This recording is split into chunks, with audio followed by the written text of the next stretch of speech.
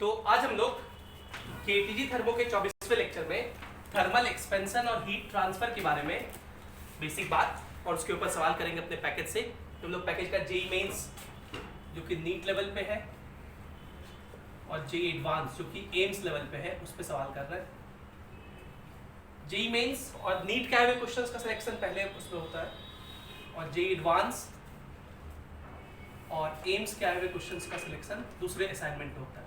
यही हम लोग कर रहे थे पिछले क्लास में। हम लोग L23 में कैलोरीमेट्री कर लिए थे। आज हम लोग थर्मल एक्सपेंशन और हीट ट्रांसफर करेंगे।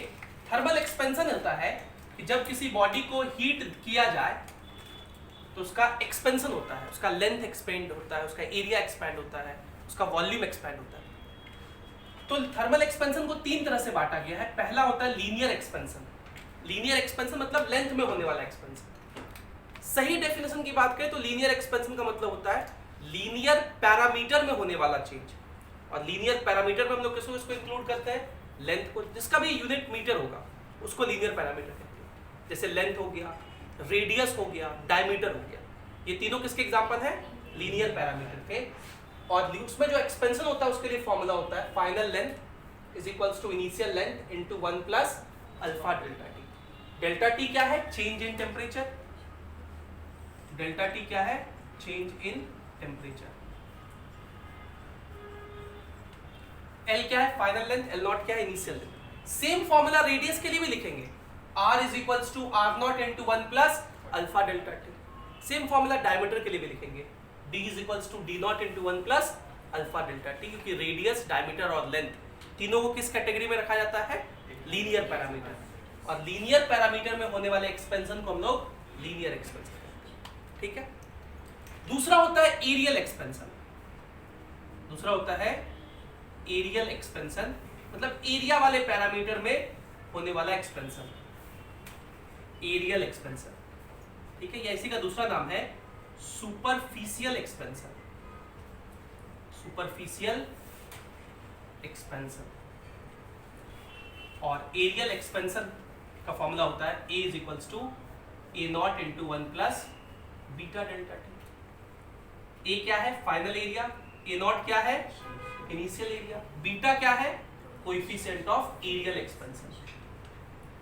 कोएफिशिएंट ऑफ एरियल एक्सपेंशन या सुपरफिशियल एक्सपेंशन। अच्छा, इस सब का ऐसा यूनिट डिग्री सेल्सियस इनवर्स या फिर केल्विन इनवर्स होता है। डिग्री सेल्सियस इनवर्स या फिर केल्विन इनवर्स। देखिए, क्योंकि बीटा डेल्टा टी के साथ मल्टीप्लाई में है। 1 क्या है? यूनिटलेस। तो बीटा डेल्टा टी को भी क्या होना पड़ेगा? यूनिटलेस। क्योंकि यूनिटलेस के साथ यूनिटलेस ही चीज ऐड हो सकता है। प्रिंसिपल ऑफ होमोजेनिटी कहते हैं इसको। तो delta T change in temperature है। चेंज इन टेम्परेचर किस में लिखोगे? डिग्री सेल्सियस में भी लिख सकते हैं या फिर केल्विन में भी लिख सकते हैं, क्योंकि चेंज तो दोनों में सेम ही होता है। इसलिए बीटा का ऐसा यूनिट डिग्री सेल्सियस इनवर्स या फिर केल्विन इनवर्स होता है। और ये सब ना 10 टू द पावर -5 के ऑर्डर में होता है। 10 टू द पावर -5 के ऑर्डर में होता है। मतलब 2 × 10 टू द पावर -5 इस तरह का। 10 to the power -5, 10 to the power -6 ऐसा होता है। मतलब इसका अगर स्क्वायर करें, क्यूब करें तो वो सब बहुत छोटा होता है।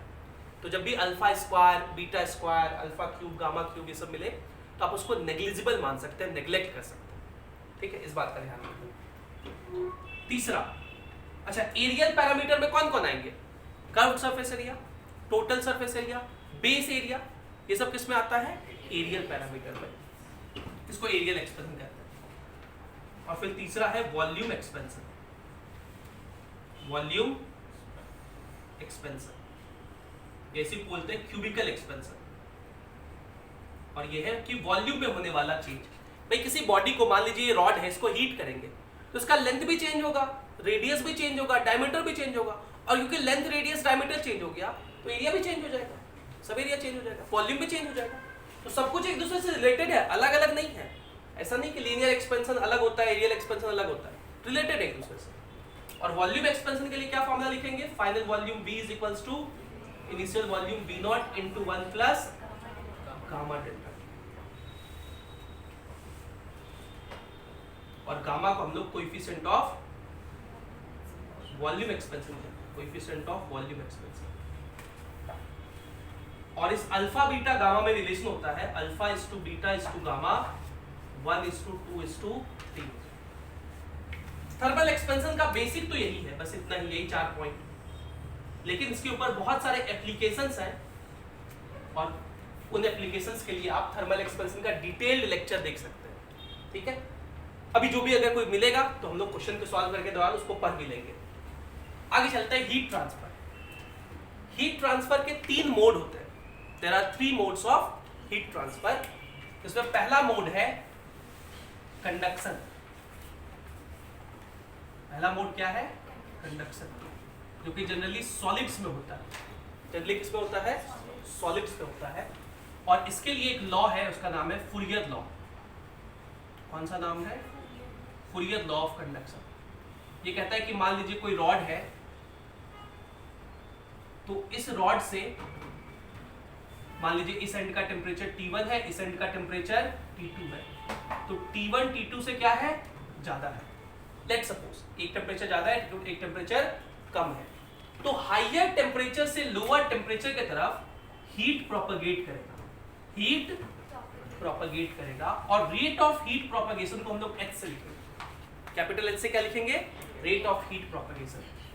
So what is H? Rate of heat propagation, rate of heat propagation. और ये किसके बराबर होता है? Q/T के बराबर। अगर डिफरेंशियल फॉर्म में लिखेंगे तो आप क्या लिखेंगे? dQ/dt। Similarly Q/T।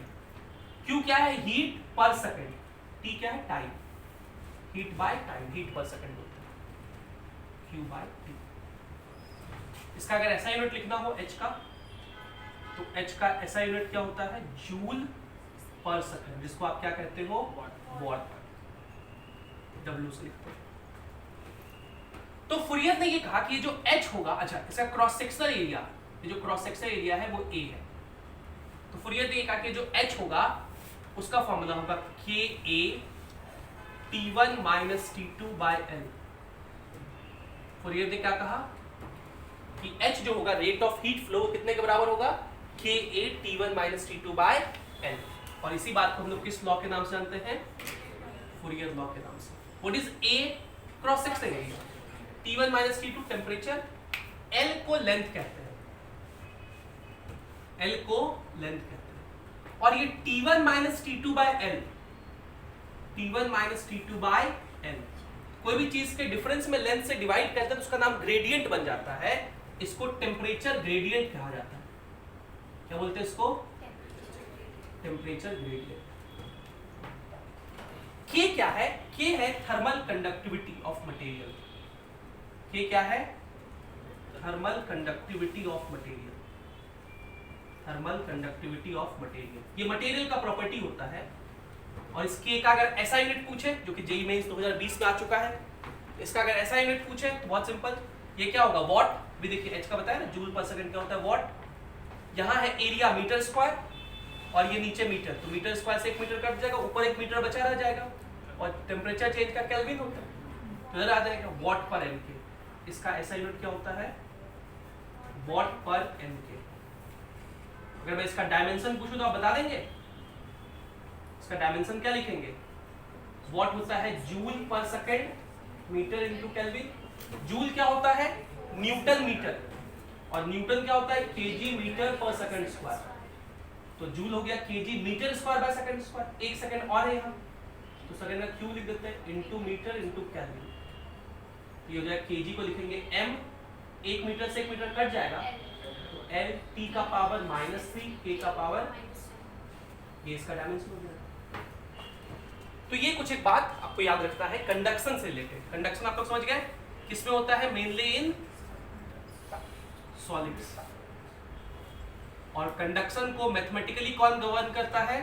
Fourier law of conduction, जिसको हम लोग इस तरह से लिखते हैं, H = KA T1 - T2/L।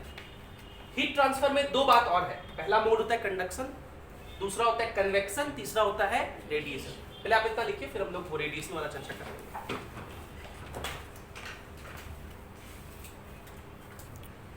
चलिए, हीट ट्रांसफर का जो दूसरा मोड होता है उसका नाम है कन्वेक्शन। कौन सा मोड? कन्वेक्शन, और कन्वेक्शन प्रिडोमिनेंटली लिक्विड्स और गैसेस में होता है, लिक्विड्स एंड गैसेस में। कन्वेक्शन में जो लॉ गवर्न करता है कन्वेक्शन को, उसका नाम है Newton's law of cooling. Convection को कौन गवर्न करता है? Newton's law of cooling, short में हम लोग एनएलसी लिखते हैं, न्यूटन्स लॉ ऑफ कूलिंग। और न्यूटन्स लॉ ऑफ कूलिंग ये कहता है कि जो रेट ऑफ कूलिंग होता है, इट सेज जो रेट ऑफ कूलिंग होता है, इसके दो फॉर्म है। फॉर्म 1 में ये लिखा जाता है कि जो रेट ऑफ कूलिंग है, what is the meaning of rate of cooling?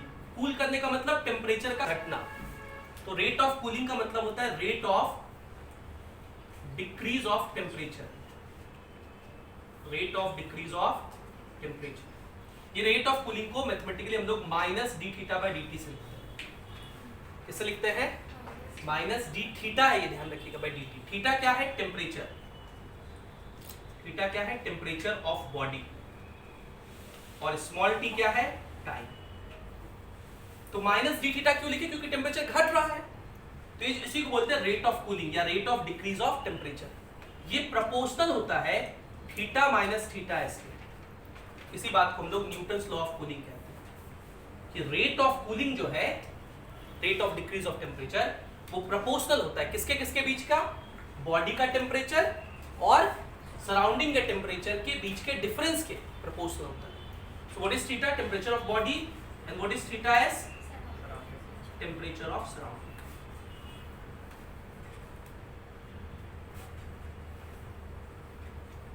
Temperature of surrounding.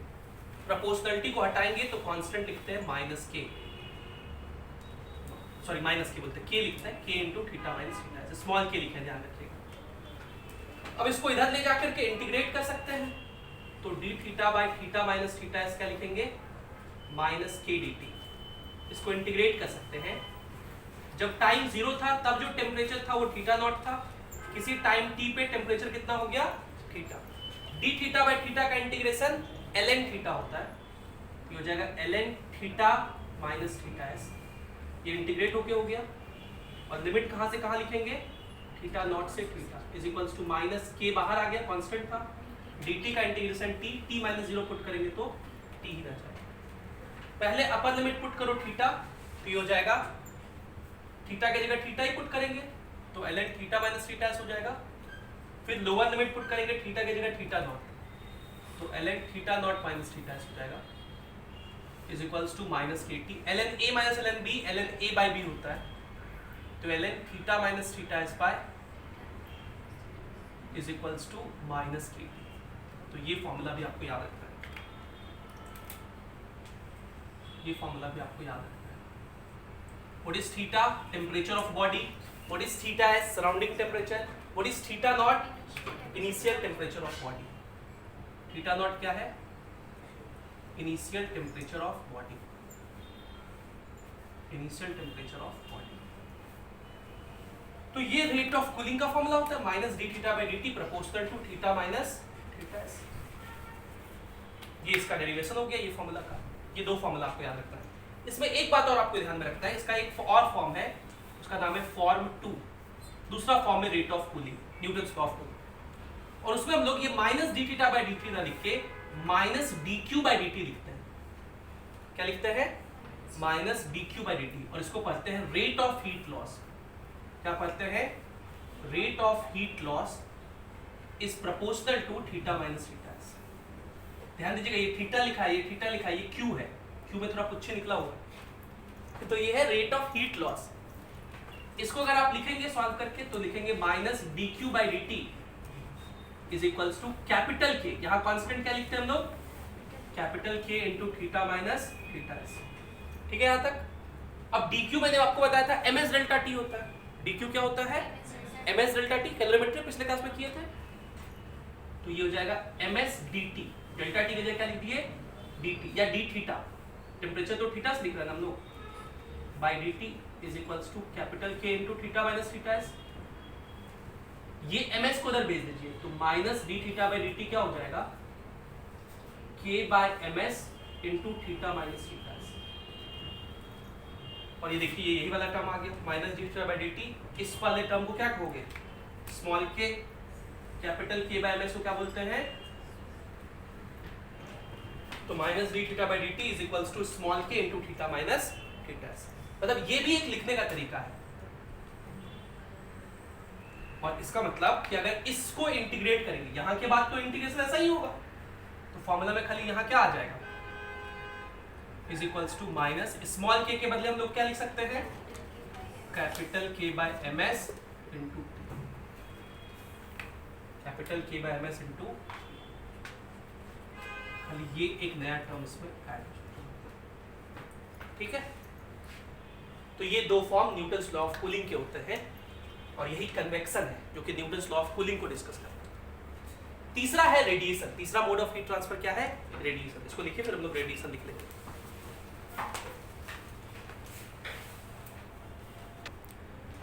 तो आखिरी जो टॉपिक है वो है रेडिएशन। और रेडिएशन में, रेडिएशन एक ऐसा मोड ऑफ हीट ट्रांसफर है जो कि किसी मीडियम में हो सकता है, does not require medium, does not require medium, किसी भी मीडियम में हो सकता है, डज नॉट रिक्वायर मीडियम, किसी मीडियम में हो सकता है, in any medium, in any medium, solid में भी, लिक्विड में भी, गैस में भी, and even in vacuum, vacuum में भी हो सकता है ना। तो सॉलिड में भी हो सकता है, लिक्विड में भी हो सकता है, गैस में भी हो सकता है, और इवन वैक्यूम में भी हो सकता है।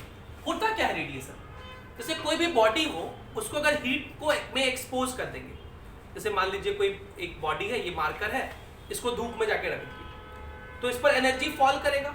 जब किसी बॉडी पर एनर्जी फॉल करता है तो तीन बातें हो सकती है। इस पर Q अमाउंट ऑफ एनर्जी अगर इंसिडेंट हुआ, ये इंसिडेंट एनर्जी है, तो तीन काम हो सकता है। पहला, तो ये कुछ एनर्जी को अपने पास एब्जॉर्ब करके रख लेगा, कुछ एनर्जी को अपने पास ये एब्जॉर्ब करके रख लेगा। ए क्या है, एब्जॉर्ब्ड एनर्जी। कुछ एनर्जी को उसी समय रिफ्लेक्ट कर देगा, अपने बॉडी से रिफ्लेक्ट कर देगा, और कुछ को पास होने देगा, इसको बोलेंगे ट्रांसमिटेड एनर्जी, ट्रांसमिटेड एनर्जी। ठीक है, और अगर एनर्जी बैलेंस का इक्वेशन लिखें तो क्या लिखेंगे, Q is equals to A plus R plus T। अगर Q से डिवाइड कर दे तो ये हो जाएगा A by Q plus R by Q plus T by Q। A by Q इसको बोलते हैं एब्जॉर्बेंस, A से लिखते हैं। R बाई Q को बोलते हैं रिफ्लेक्टेंस, और T बाई Q को बोलते हैं ट्रांसमिटेंस, और इन तीनों का सम 1 होता है। What is small a, absorbance, मतलब कितना फ्रैक्शन वो एब्जॉर्ब किया। स्मॉल r क्या है, रिफ्लेक्टेंस, और T क्या है, ट्रांसमिटेंस। इसको अगर आसान भाषा में आपको समझना हो तो आप ऐसे समझ सकते हैं कि मान लीजिए प्रणव है, प्रणव को हम 100 रुपया दिए, तो ये Q है, इंसिडेंट एनर्जी है। प्रणव 50 रुपया जाके बैंक में जमा कर दिया, तो वो एब्जॉर्ब्ड एनर्जी है। बाकी 20 रुपया हम ही को वापस कर दिया, ये रिफ्लेक्टेड एनर्जी है। 30 रुपया का जाके समोसा खा लिया, वो ट्रांसमिटेड एनर्जी। समझ रहे हैं आप तीनों को। अब प्रणव है, बगल में हरीश भी है, हरीश को भी हम 100 रुपया दिए, हरीश क्या किया, 90 रुपया जाके बैंक में जमा कर दिया, है ना। 5 रुपया हमको वापस कर दिया, 5 रुपया का समोसा खा लिया, या 10 रुपया हमको वापस कर दिया, कोई समोसा नहीं खाया, कुछ भी हो सकता है। अब प्रणव और हरीश के साथ ये डेली हो, डेली हम आए 100 रुपया, प्रणव को भी दे 100 रुपया, हरीश को दे, और यही काम चलते रहे। 5 साल बाद दोनों की गर्लफ्रेंड बनेगी, तो देख कर यही लगता है। अच्छा ठीक है, 5 साल बाद जब बनेगी तो कौन ज्यादा पैसा खर्चा करेगा, हरीश की प्रणव? हरीश वो ज्यादा एब्जॉर्ब करके रखा था। तो जो बॉडी जितना एब्जॉर्ब करके रखता है, समय आने पर वही बॉडी उतना अच्छा से इमिट करता है। इसलिए एक फेमस कोट लिखते हैं हम लोग रेडिएशन में कि good absorbers are good emitters. Good absorbers are good emitters. जो जितना अच्छा एब्जॉर्ब कर सकता है वो उतना अच्छा ही इमिट कर सकता है। और ये जो इमिशन होता है ये वेव्स के फॉर्म में होता है, इलेक्ट्रोमैग्नेटिक वेव्स के फॉर्म में। तो radiation takes place in form of electromagnetic waves. Electromagnetic waves के फॉर्म में रेडिएशन होता है, ठीक है। अब ये रेडिएशन हो रहा है, बॉडी एनर्जी रेडिएट कर रहा है, तो दो तीन हम लोग टर्म लिखते हैं। पहला टर्म होता है इमिसिव पावर।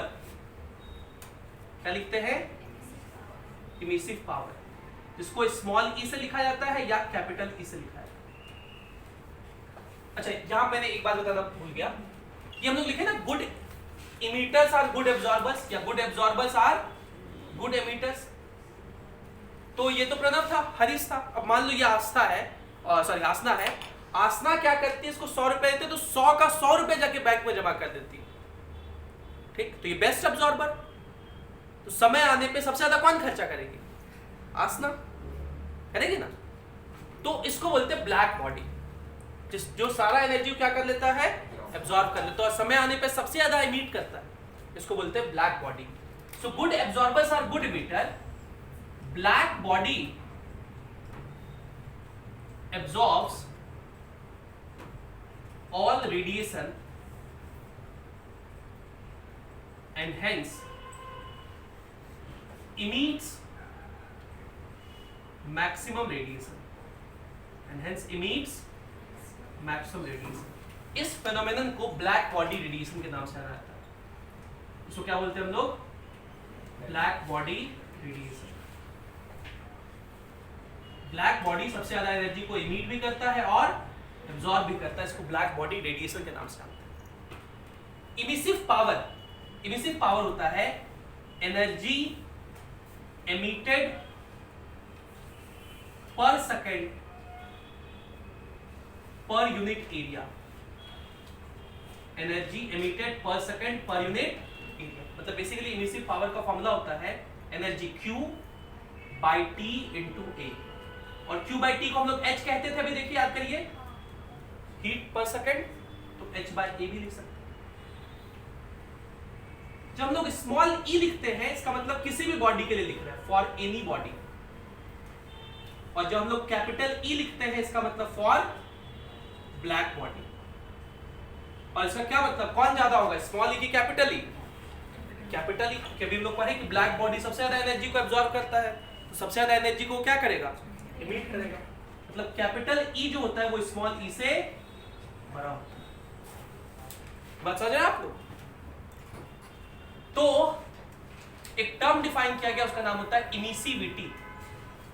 इमिसिविटी, इसको एप्सिलॉन से लिखते हैं। किससे लिखते हैं? एप्सिलॉन से। ये एक यूनिटलेस क्वांटिटी है। इमिसिविटी एक यूनिटलेस क्वांटिटी है, इसका कोई भी यूनिट नहीं होता है। इमिसिविटी एक यूनिटलेस क्वांटिटी है और इसको डिफाइन किया गया है, किसी भी बॉडी का आपको इमिसिविटी निकालना है, जैसे मान लीजिए प्रणव का इमिसिविटी निकालना है, तो प्रणव कितना एनर्जी इमिट कर रहा है, कितना उसका इमिसिव पावर है, वो लिखिए। इमिसिव पावर किसका? प्रणव का। तो स्मॉल ई लिखेंगे, किसी भी बॉडी का इमिसिव पावर को स्मॉल ई से लिखते हैं। उसको डिवाइड कर दीजिए किससे? Emissive power of black body से। किससे डिवाइड करना है? क्योंकि ब्लैक बॉडी का सबसे ज्यादा होता है। जैसे इस केस में कौन था? आस्मा, capital E। So what is small e? Emissive power of any body।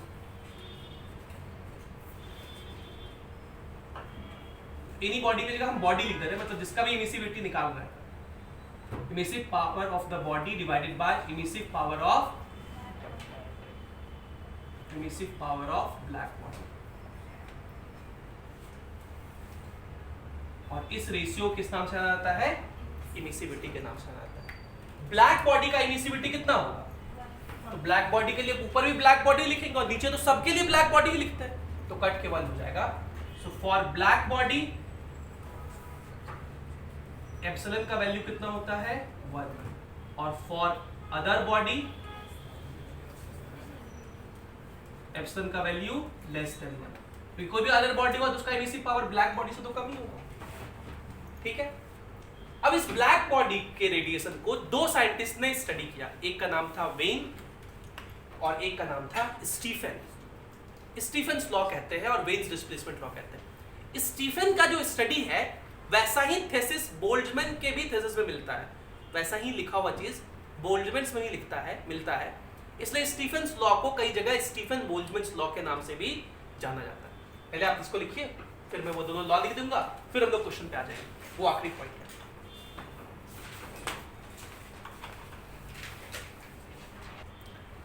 हाँ, तो ये लिख लिया सब लोग। तो रेडिएशन में दो महत्वपूर्ण लॉ है, हम लोग क्या पढ़ रहे हैं, रेडिएशन, और रेडिएशन में दो महत्वपूर्ण लॉ है। पहला जो लॉ है उसका नाम है वेन्स डिस्प्लेसमेंट लॉ। कौन सा law? Veins displacement law. Veins displacement law. और वेन्स डिस्प्लेसमेंट लॉ ये कहता है कि अगर किसी ब्लैक बॉडी का रेडिएशन को ऑब्जर्व किया जाए, मतलब क्या ऑब्जर्व किया जाए, ब्लैक बॉडी रेडिएशन, तो वो बहुत सारे रेडिएशंस को इमिट करेगा। और वेन ने इसका ग्राफ बनाया, किसके किसके बीच, तो कैपिटल ई जिसको हम लोग क्या बोलते हैं, इमिसिव पावर, कैपिटल ई जिसको हम लोग क्या बोलते हैं, emissive power of black body, emissive power of black body, इसके और लैम्डा के बीच, इसके और लैम्डा के बीच, जहां लैम्डा क्या है, wavelength of emission, wavelength of emission. अच्छा, ये कब इमिशन होगा, जब उस बॉडी को किसी ऐसे सराउंडिंग में रखेंगे जिस सराउंडिंग का टेम्परेचर उस बॉडी के टेम्परेचर से कम हो, तभी इमिशन होगा। हायर टेम्परेचर से लोअर टेम्परेचर में तभी इमिशन होगा। जैसे सन का रेज हम लोग तक जो आता है वो रेडिएशन मोड का ही हीट एग्जांपल है। अगर रेडिएशन का कोई क्लासिकल एग्जांपल पूछे तो एग्जांपल क्या है, sun's rays reaching to earth, sun's rays reaching to earth, इसका एग्जांपल है, रेडिएशन का ही एग्जांपल है।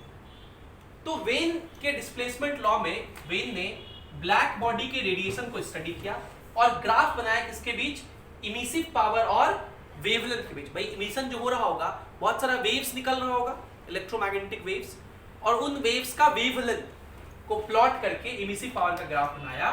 तो एक गिवन टेम्परेचर पे ये ग्राफ कुछ ऐसा होता है, एक टी टेम्परेचर पे ये ग्राफ कुछ ऐसा होता है। वेन ने देखा कि इमिसिव पावर जो है वो मैक्सिमम होता है एक पर्टिकुलर वेवलेंथ पर। इस वेवलेंथ को लैम्डा मैक्स कहा गया। Lambda max does not means maximum wavelength, maximum wavelength तो यहां कहीं होगा। लैम्डा मैक्स क्या है, wavelength,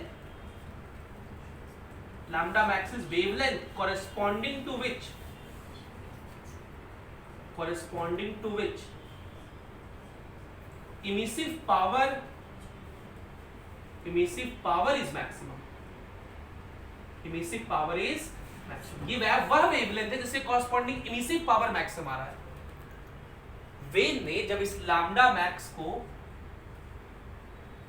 temperature of body, what is T, temperature of body, इसको हम लोग केल्विन में लिखना है हमेशा, टेम्परेचर हमेशा किसमें लिखते हैं, तो इससे मल्टीप्लाई किया तो देखा ये हमेशा कांस्टेंट आता है b के बराबर, हमेशा ये क्या आता है, कांस्टेंट आता है b के बराबर। और इसी लॉ को हम लोग क्या बोलते हैं, वेन्स डिस्प्लेसमेंट लॉ। इसी लॉ को किस नाम से जाना जाता है, वेन्स डिस्प्लेसमेंट लॉ के नाम से जाना जाता है, जहां पे लैम्डा मैक्स क्या है, wavelength corresponding to which emissive power is maximum। T क्या है, टेम्परेचर ऑफ बॉडी। B क्या है, तो B को बोलते हैं वेन्स कांस्टेंट। B को क्या बोलते हैं, वेन्स कांस्टेंट, जिसका वैल्यू होता है 0.288 into 10⁻² mK। ठीक है, 0.288 into 10⁻²। तो ये पहला लॉ याद रखना है, ध्यान देना है कि वेन्स डिस्प्लेसमेंट लॉ सिर्फ और सिर्फ किसके लिए है, ब्लैक बॉडी के लिए।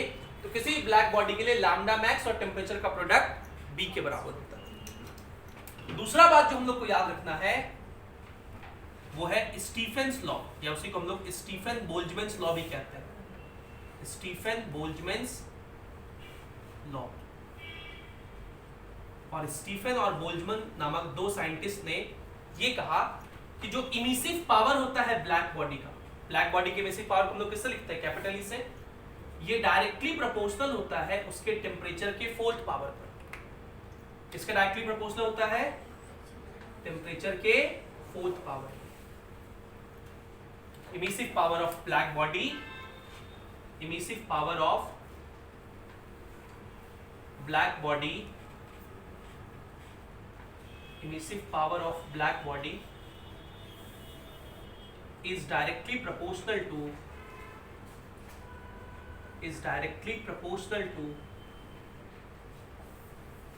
fourth power of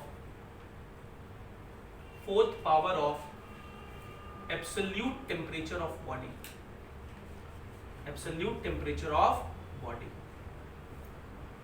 जब यहां पे प्रोपोर्शनलिटी को इक्वलिटी बदलते हैं तो कांस्टेंट लगाते हैं, इसको सिग्मा कहते हैं, स्टीफेंस कांस्टेंट, टी का पावर 4।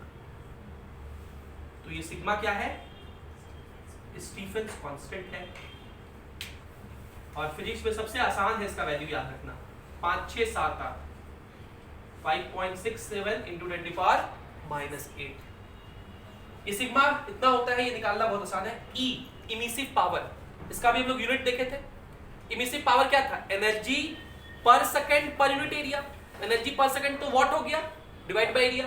तो इसका यूनिट बेसिकली क्या होता है इमिसिव पावर का, वॉट पर मीटर स्क्वायर। इमिसिव पावर का यूनिट क्या होता है, वॉट पर मीटर स्क्वायर।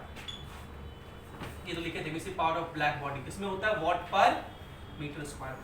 और ये केल्विन का पावर 4 होगा, इधर भेजेंगे तो सिग्मा का यूनिट क्या होता है, वॉट मीटर का पावर -2, केल्विन का पावर -4। और वॉट को जूल सेकंड इनवर्स पे लिख सकते हैं। तो ये सिग्मा का यूनिट चलता है। अभी हम लोग एक फॉर्मूला लिखे थे एप्सिलॉन का, एप्सिलॉन लिखे थे स्मॉल ई बाय कैपिटल, ये लिखे थे ना। तो यहां से क्या हम लोग कैपिटल ई का फॉर्मूला लिख सकते हैं, स्मॉल ई बाय एप्सिलॉन। बोलिए, मतलब अगर किसी ब्लैक बॉडी का इमिसिव पावर निकालना है तो फॉर्मूला होता है सिग्मा टी का पावर 4। किसी और बॉडी का निकालना होगा तो स्मॉल ई निकालना होगा, उसके लिए एप्सिलॉन इधर भेजेंगे। तो एप्सिलॉन सिग्मा एप्सिलॉन टी का पावर 4। और E क्या होता है, Q बाई टी है, या H बाई ए लिखे थे E का फॉर्मूला। तो H क्या है, एनर्जी पर सेकेंड, एनर्जी रेडिएटेड, उसके लिए एरिया को इधर भेज दिया, सिग्मा एप्सिलॉन A टी का पावर 4।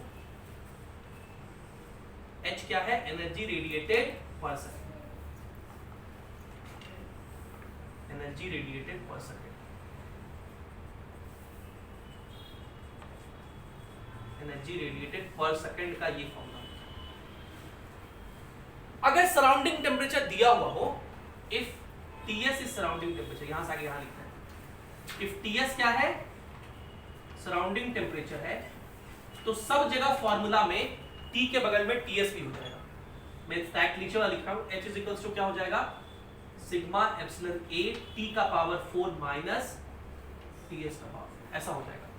यहाँ भी क्या लिखेंगे, T का पावर 4 माइनस Ts का पावर 4, सब जगह हो जाएगा खाली। तो हम लोग खाली एक बात याद रखेंगे इस तरह से, इन सब फॉर्मूलों पर डायरेक्ट सवाल मिलेगा। और ये सवाल कैसे होंगे, इसके लिए मैंने ये एग्जांपल्स उठाए हैं। इतने क्वेश्चन आपके पैकेज में आज के डिस्कशन के ऊपर है। Question number 2 3 4 5 2 3 4 6 7 10 11 12 13 15 16 21 24। ये किसमें है, सिर्फ और सिर्फ जेई मेंस और नीट वाले सेक्शन में, जो पहला असाइनमेंट होता है उसमें सिर्फ इतने सवाल हीट ट्रांसफर के ऊपर है। हीट ट्रांसफर, थर्मल एक्सपेंशन, एक आध दो कैलोरीमेट्री का भी हो सकता है। कैलोरीमेट्री में पिछले क्लास में करे थे हम लोग। तो इन सवालों को हम लोग सॉल्व करेंगे। पहले आप इनको लिखिए और फिर हम लोग इन सवाल से शुरू करेंगे। आप शुरू कर सकते हैं तो क्वेश्चन नंबर 2 से लिखिए।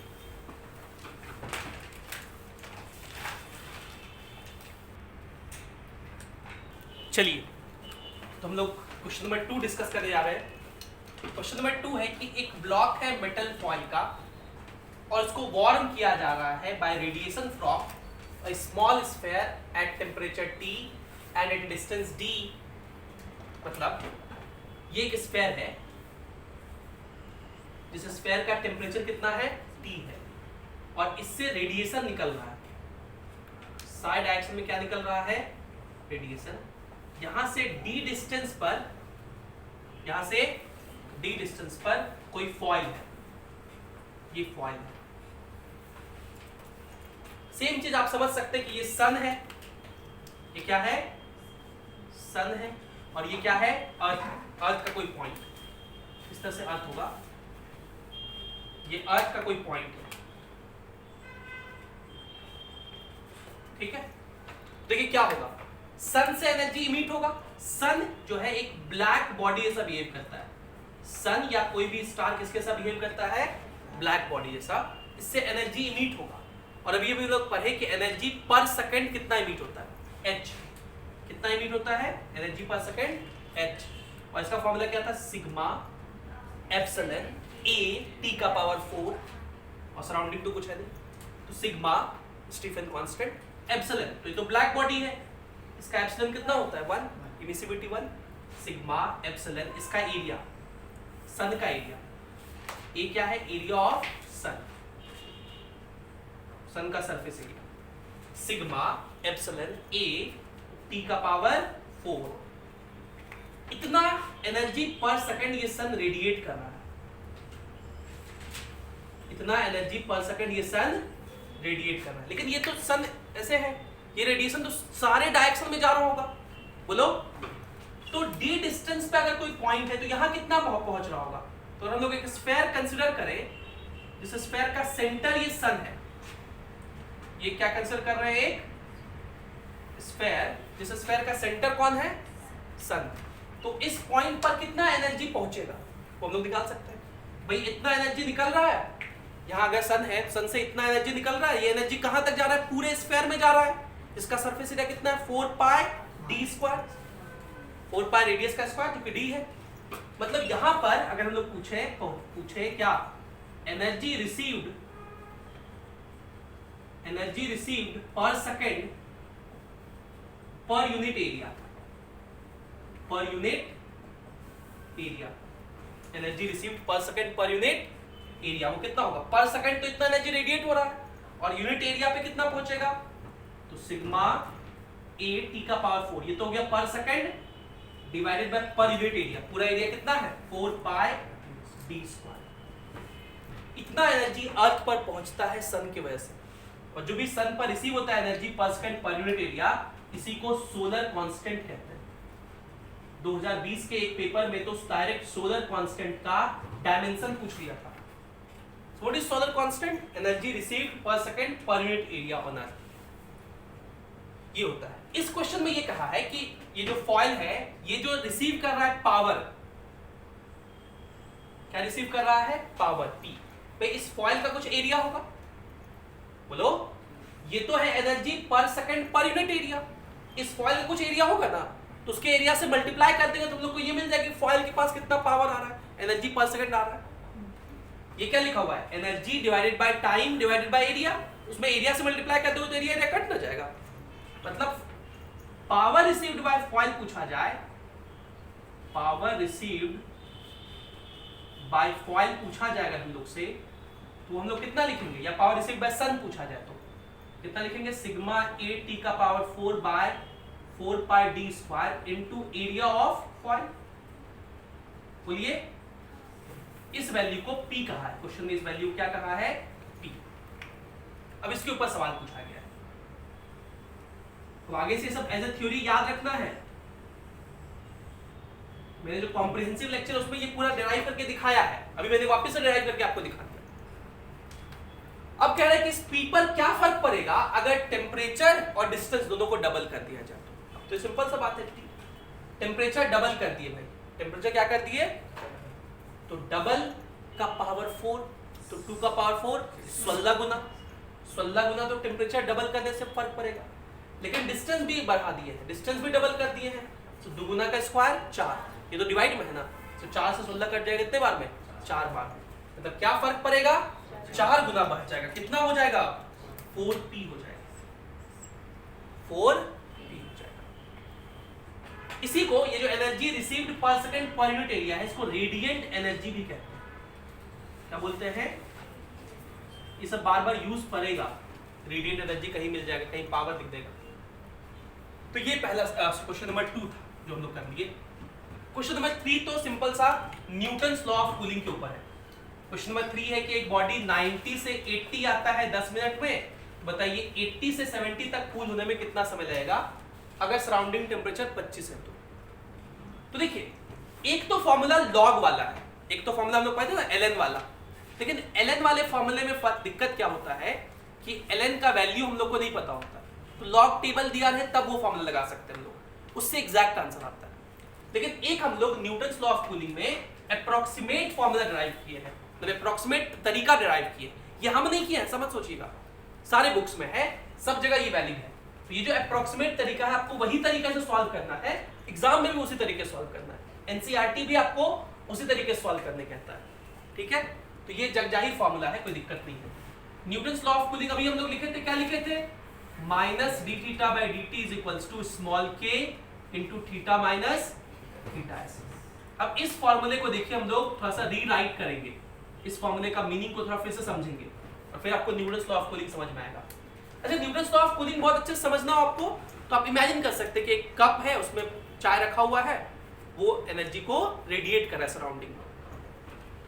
तो देखिए इस चाय का पहले टेम्परेचर कितना था 90, अब कितना हो गया 80, तो 90 से 80 आया तो टेम्परेचर घटा ना, और इससे आप लोगों को गर्मी लगने लगता होगा। अगर मेरा कॉफी यहाँ रखा हुआ है और वो थोड़ा सा ठंडा होने लगता है तो आप लोगों को गर्मी लगने लगता होगा, नहीं, मतलब सराउंडिंग टेम्परेचर पे इससे कोई अफेक्ट पड़ता होगा, सराउंडिंग टेम्परेचर कांस्टेंट रहता होगा, कोई फर्क नहीं पड़ता होगा। इस माइनस डी थीटा को हम लोग पढ़ेंगे डिक्रीज इन टेम्परेचर, क्या पढ़ेंगे, डिक्रीज इन टेम्परेचर, कितना टेम्परेचर घटा।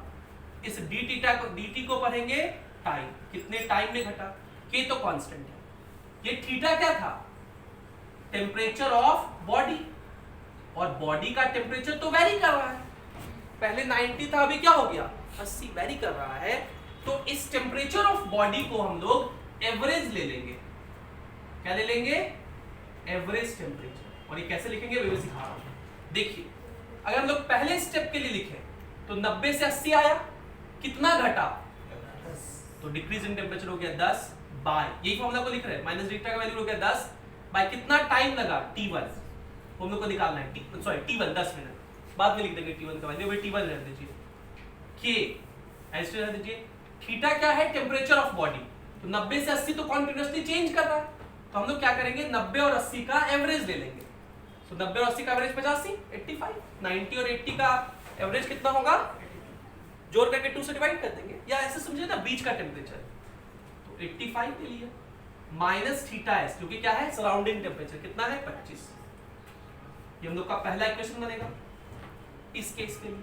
अब सेम इक्वेशन इस केस के लिए लिखिए, क्या लिखिए, कितना टेम्परेचर घटा 10 बटा टाइम कितना लगा T2, के एस इस बार एवरेज टेम्परेचर 75 माइनस थीटा है सराउंडिंग टेम्परेचर 25, समझ रहे कैसे लिख रहे हैं, 25 क्या है सराउंडिंग टेम्परेचर। अब डिवाइड कर दीजिए, दोनों को डिवाइड करेंगे तो ये T2 सबसे ऊपर चल जाएगा, T2 बाई T1 हो जाएगा, ये के कट जाएगा, 85 माइनस 25 60 बाई 50, हम लोग को T2 तो निकालना है, ये हो जाएगा 6 बटा 5 गुना T1, और T1 कितना है 10 मिनट, तो 5 से 2 बार में T2 कितना हो जाएगा 12 मिनट। ये न्यूटन्स लॉ ऑफ कूलिंग का सबसे फेवरेट सवाल है एग्जामिनेशन का, हर बार ये क्वेश्चन पूछा जाता है जेई मेंस में, पिछले कुछ सालों में तो मतलब पिछले 2-3 साल में जितना पेपर है सब में एक आध बार ये मिल ही गया है, मतलब ये बहुत वेरी वेरी इंपॉर्टेंट चीज है, इसको अच्छे से याद कर लीजिए तो आपका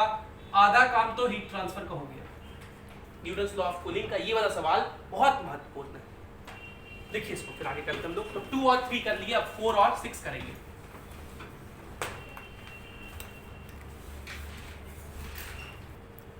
तो मेरे ख्याल से आज अब टाइम नहीं है ज्यादा, तो आप लोग यहाँ से आगे करके आएंगे, एक बार ट्राई करेंगे 4, 6, 7, 10, 11, 12, 13, 15, 16, 21, 24, और कोई बात नहीं अगर बन जाए तो अच्छी बात है, एक बार ट्राई करेंगे कम से कम, और बाकी भी जेई एडवांस वगैरह भी ट्राई करेंगे, इनका डिस्कशन हम लोग नेक्स्ट क्लास में N25 में करेंगे, ठीक है।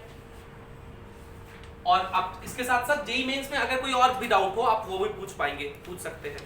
बाकी जो क्वेश्चंस हैं जो मैंने नहीं लिखे हैं इतने तो thermal expansion, heat transfer, calorimetry वाले हैं, और जो मैंने करा दिए थे उसको छोड़ करके बाकी जो है वो केटीजी थर्मो पे है। तो उसको आप ट्राई कीजिएगा, जो नहीं बनेगा हमसे पूछ लीजिएगा, मतलब अगली क्लास में बता दीजिएगा, वो नंबर मैं यहाँ लिख दूंगा, उसको भी सॉल्व करेंगे। तो ये आप लोग का होमवर्क रहा याद से। तो होमवर्क आप लोगों का क्या रहा, जेईई मेंस या जिसको आप नीट लेवल कहते हैं वो सॉल्व करके आना है सब लोगों को, ठीक है। Thank you for being with us.